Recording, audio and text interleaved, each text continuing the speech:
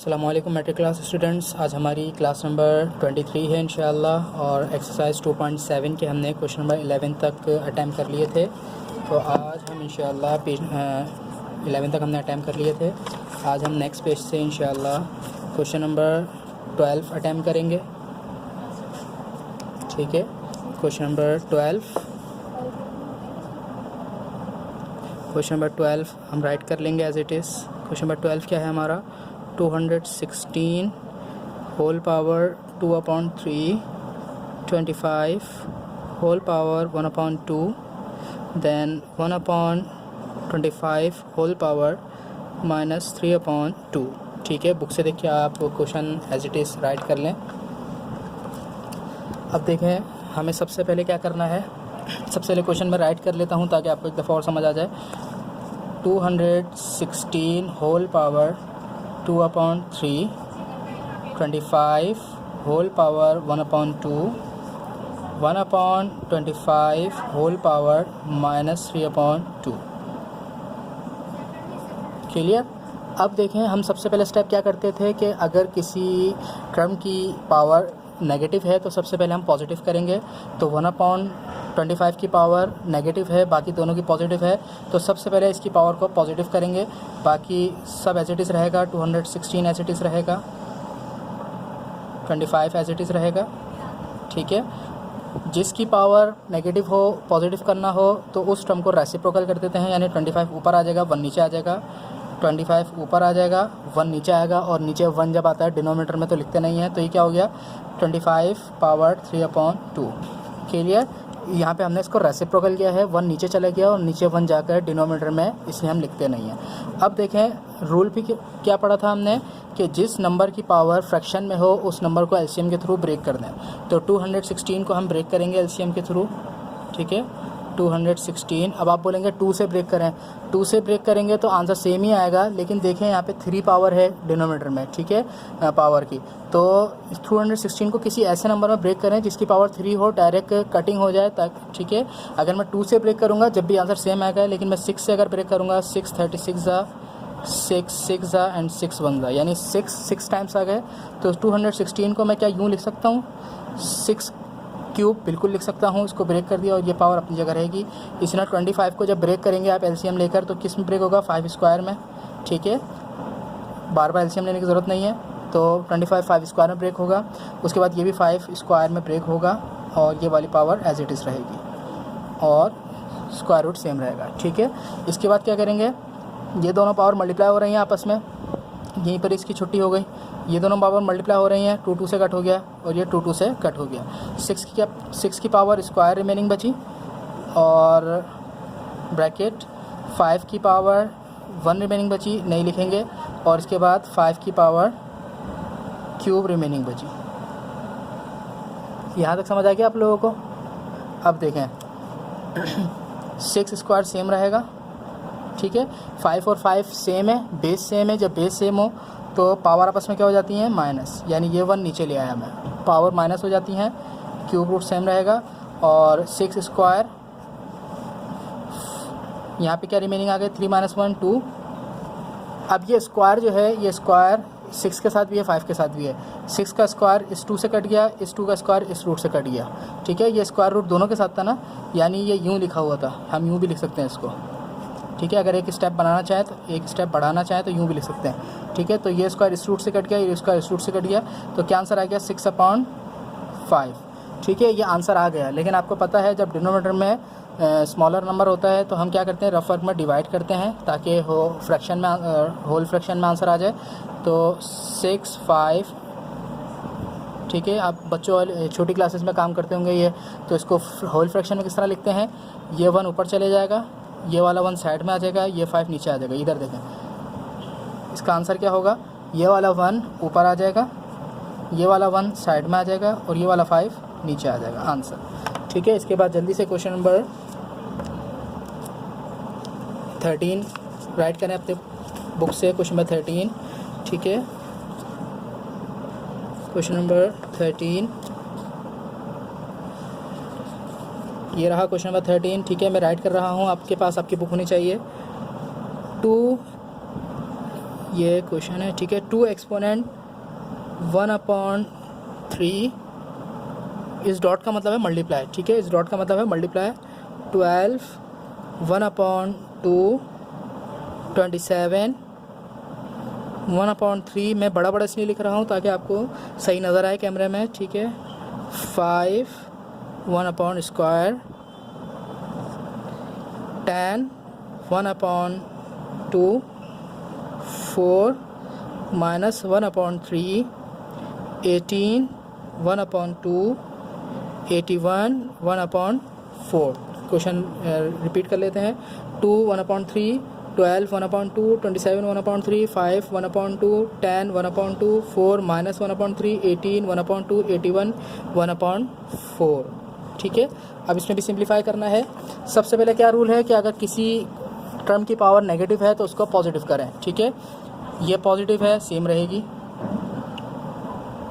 ये पॉजिटिव है, सेम रहेगी, 27 पॉजिटिव है, सेम रहेगी, 5 पॉजिटिव है, सेम रहेगी, ठीक है। ऊपर तो कोई भी नेगेटिव नहीं थी, इसी तरह 10 पॉजिटिव है, सेम रहेगी, और 4 इसकी पावर नेगेटिव है, ठीक है। तो क्या करेंगे, तो 4 को रेसिप्रोकल कर देंगे, यानी 4 नीचे है तो 4 को ऊपर ले जाएंगे। 4 को कहाँ ले जाएंगे, ऊपर। इसकी पावर 4 की पावर पॉजिटिव हो गई, ठीक है। 4 को रेसिप्रोकल किया, रेसिप्रोकल मतलब ये डिनोमिनेटर में है तो ये न्यूमरेटर में चला गया और इसकी पावर ऑटोमेटिक पॉजिटिव हो गई। पावर को रेसिप्रोकल नहीं करते, जिसकी पावर है यानी टर्म को रेसिप्रोकल करते हैं, ठीक है। 4 नीचे था तो 4 को ऊपर ले गए तो इसकी पावर पॉजिटिव हो गई। इस अब 18 पॉजिटिव है, सेम रहेगा, नीचे ही रहेगा। 81 की पावर पॉजिटिव है, सेम रहेगा, ठीक है। अब देखें ऑल नंबर्स की पावर फ्रैक्शंस में है तो सारे नंबर हम क्या करेंगे, ब्रेक करेंगे एलसीएम के थ्रू, ठीक है। 2 ब्रेक नहीं हो सकता तो 2 सेम रहेगा, अगर ब्रेक हो सकता होता तो करते, तो किसकी पावर फ्रैक्शन में। 12 को हम ब्रेक करेंगे, ठीक है। 2 6 3, यानी 12 किस में ब्रेक हुआ, गौर से देखें। 2 की पावर स्क्वायर मल्टीप्लाई बाय 3, ये 12 लिखा हुआ है। क्या लिखा हुआ है, 2 टाइम्स थे और 3 एक टाइम्स था, तो ये 12 लिखा हुआ है। तो इसकी पावर 1/2, यानी 12 की पावर 1/2 थी ना, 12 को हमने ब्रेक कर दिया। इसी तरह 27 को ब्रेक करेंगे तो आपको याद होना चाहिए 3 की पावर 3 में ब्रेक होता है, ठीक है। एलसीएम लेंगे तो 3 की पावर 3 में ब्रेक होगा, 1/3 सेम रहेगा। 5 की पावर स्क्वायर 1/2 है, फ्रैक्शन में ब्रेक नहीं होगा। ब्रेक अगर बड़ा नंबर होता तो ब्रेक करते, 5 ब्रेक हो ही नहीं सकता। इस तरह 4 को ब्रेक करेंगे तो 4 किस में ब्रेक होगा, 2 स्क्वायर में, ठीक है। 1/3 सेम रहेगा। देन नीचे सेम वर्क हो रहा है, मैं जल्दी करा रहा हूँ। 10 की पावर 1/2, 10 को ब्रेक करेंगे हम, 2 5, तो 10 किस में ब्रेक हुआ, 2 मल्टीप्लाई बाय 5। 10 किस में ब्रेक हुआ, 2 मल्टीप्लाई बाय 5। ये 10 लिखा हुआ है, ये क्या लिखा हुआ है, 10, और 1/2 इसकी पावर सेम रहेगी। 18 को ब्रेक करेंगे, 2 9 3 3 1। 18 किस में ब्रेक हुआ, 2 मल्टीप्लाई बाय 3, यानी 2 एक दफ़ा है और 3 2 टाइम्स है, ठीक है। ये क्या लिखा हुआ है, 18। 2 मल्टीप्लाई बाय 3 स्क्वायर, और 18 की होल पावर क्या थी, 1/2। और 81 को जब आप ब्रेक करेंगे तो 3 की पावर 4 में ब्रेक होगा, यानी 3 मल्टीप्लाई बाय 3 आप करके देख लीजिएगा, ठीक है।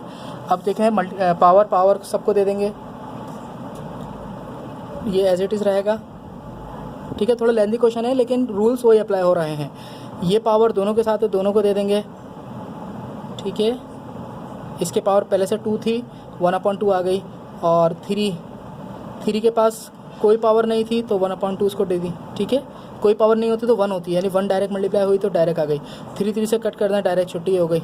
और 5 की पावर 1/2 और इसको मल्टीप्लाई कर देंगे, यानी 2 मल्टीप्लाई 1/3, ठीक है। और इसी तरह ये पावर दोनों को दे देंगे, 2 की पावर 1/2 और 5 की पावर 1/2, क्लियर।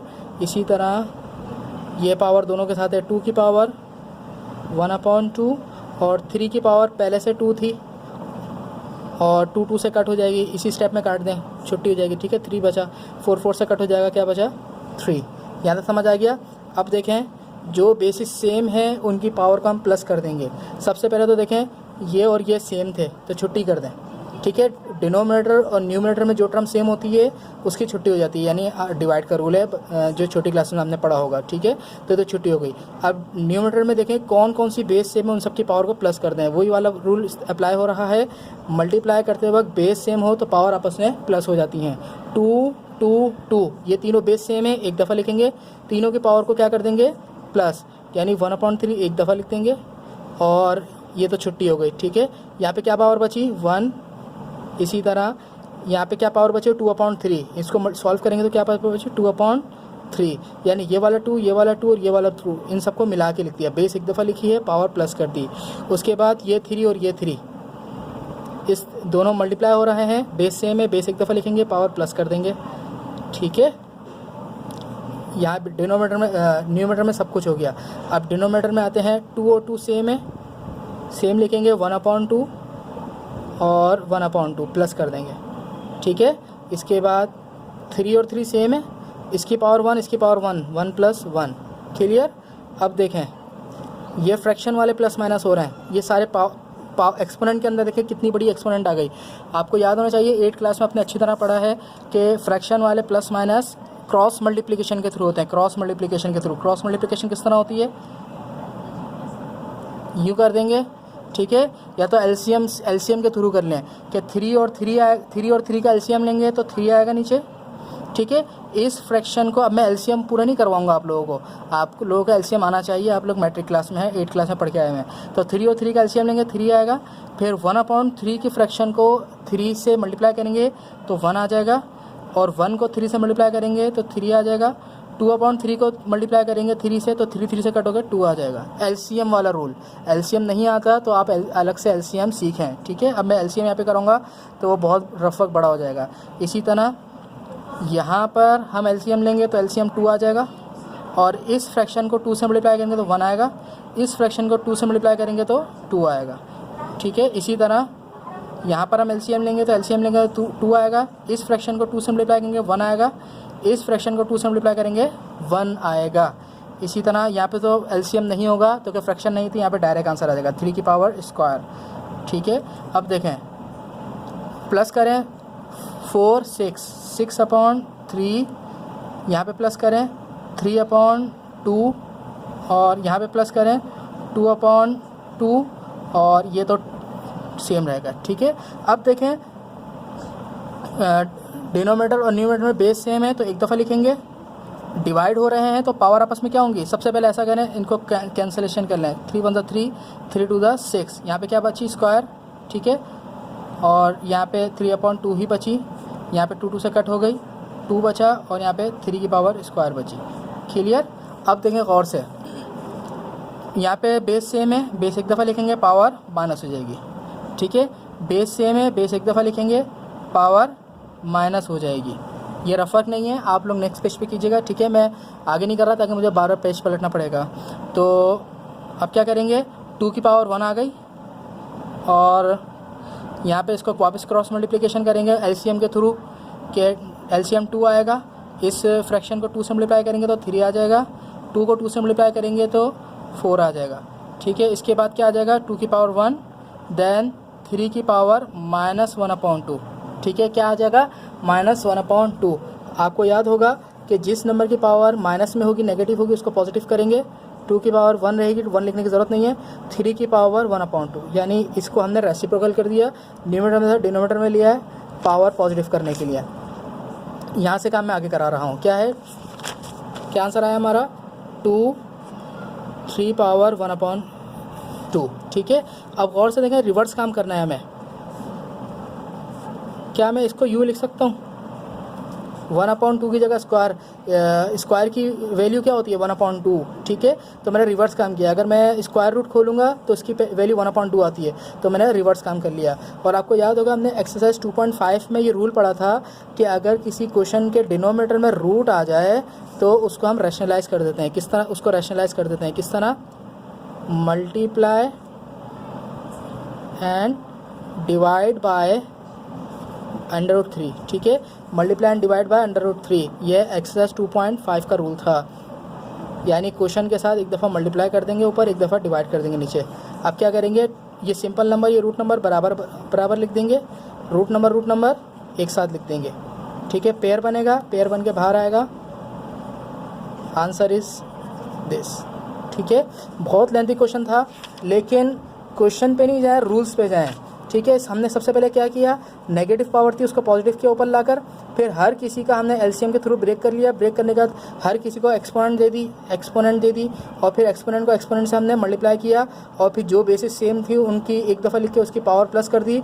बस यहाँ पे आपको मुमकिन है कन्फ्यूजन हो क्रॉस मल्टीप्लिकेशन में, क्योंकि मैंने क्रॉस मल्टीप्लिकेशन आपको मेथड सिखाया नहीं है। 8th क्लास में इसकी बहुत एक्सरसाइजेज हैं अपने क्रॉस मल्टीप्लिकेशन या एलसीएम थ्रू, कि हमने एलसीएम के थ्रू हमने ये सॉल्व किया, ठीक है। उसके बाद हमारे पास ये आंसर बच गया, इसको हमने रूट में चेंज किया, रूट के बाद रैशनलाइज किया और सिंपल हमारा आंसर आ गया। सबसे मुश्किल क्वेश्चन था इस एक्सरसाइज का ये, ठीक है।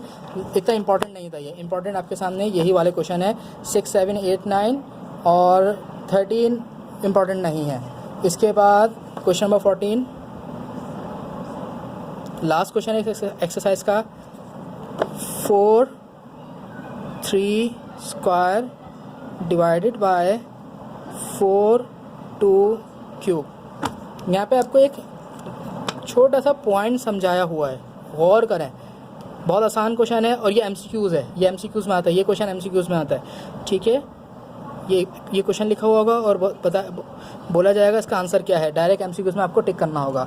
गौर से देखें, डिवाइड को फ्रैक्शन में हम कन्वर्ट कर देंगे, ये ऐसे ही रहेगा। इसको हम नीचे ले जाएंगे, डिवाइड को फ्रैक्शन में कन्वर्ट किया, 2 की पावर 3। ज़्यादा समझ आ गया। अब आप शायद यहाँ पे कंफ्यूज हो जाएं कि ये 4 की पावर 3, 3 की पावर 2, तो आप 3 और 2 को मल्टीप्लाई कर दें। तो कि हमने क्या रूल पढ़ा था, पावर आपस में क्या होती हैं, मल्टीप्लाई। अब गौर करें, ये आपको लिखना नहीं है रफर, मैं आपको ये समझा रहा हूँ, ठीक है। यहाँ पे आपको कुछ लिखना नहीं है, यहाँ पे सिर्फ आपको ये करना है, रफर नहीं करना। अगर तो ये यूँ लिखा हुआ होता, गौर से समझें, अगर तो ये यूँ लिखा हुआ होता ब्रैकेट के साथ, तो इसका मतलब ये था कि ये पावर आपस में मल्टीप्लाई हो रही हैं। जब पावर के ऊपर पावर एक साथ आती जाए, तो इसका मतलब गौर से समझ लें क्या होता है। इसका मतलब होता है, सिर्फ अगर 4 की पावर 3 की बात की जाए, 3 एक्सपोनेंट है, 4 बेस है। और अगर सिर्फ 3 की और 2 की बात की जाए तो 3 बेस है, 2 एक्सपोनेंट है। तो सबसे पहले हम इसको सॉल्व करेंगे। तो बेस की पावर होती है तो उसको हम टाइम्स करते हैं, यानी 3 की पावर 2, इसका मतलब क्या है, इसका मतलब है 3 मल्टीप्लाई बाय 3, 9। समझ आया। यानी अभी हमने इस 4 को छोड़ दिया, सिर्फ इसको देखा, तो 3 की पावर 2 यानी 3 की पावर 2 यानी 3 2 टाइम्स है, 3 2 टाइम्स है। तो हम इसको यूँ लिख सकते हैं, इधर देखें, रफर आपको नहीं लिखना। 4 3 की पावर 2 का मतलब क्या है, 3 मल्टीप्लाई बाय 3। 3 की पावर 2 का मतलब क्या है कि 3 2 दफ़ा है, ठीक है, 3 मल्टीप्लाई बाय 3। इसी तरह 4 2 की पावर 3 यानी 2 3 दफ़ा है, 2 मल्टीप्लाई बाय 2, 2 3 टाइम्स है। अब देखें, 3 3 ज़ा 9, 2 2 ज़ा 4, 4 2 ज़ा 8। क्लियर। अब इधर देखें, बेस सेम है, बेस सेम होगी तो पावर आपस में सब्ट्रैक्ट कर देंगे, और 4 की पावर 1 आंसर इज़ 4, 4 की पावर 1 आंसर इज़ 4। तो आज आपकी एक्सरसाइज 2.7 कंप्लीट हो गई है, ठीक है। मैंने ऑल क्वेश्चंस आपको कराए हैं ताकि आपकी प्रैक्टिस अच्छी हो जाए। तो ये करें और मुझे चेक कराएं। इंशाल्लाह नेक्स्ट क्लास से हम 2.8 स्टार्ट करेंगे। अस्सलाम वालेकुम वरहमतुल्लाहि वबरकातुहू।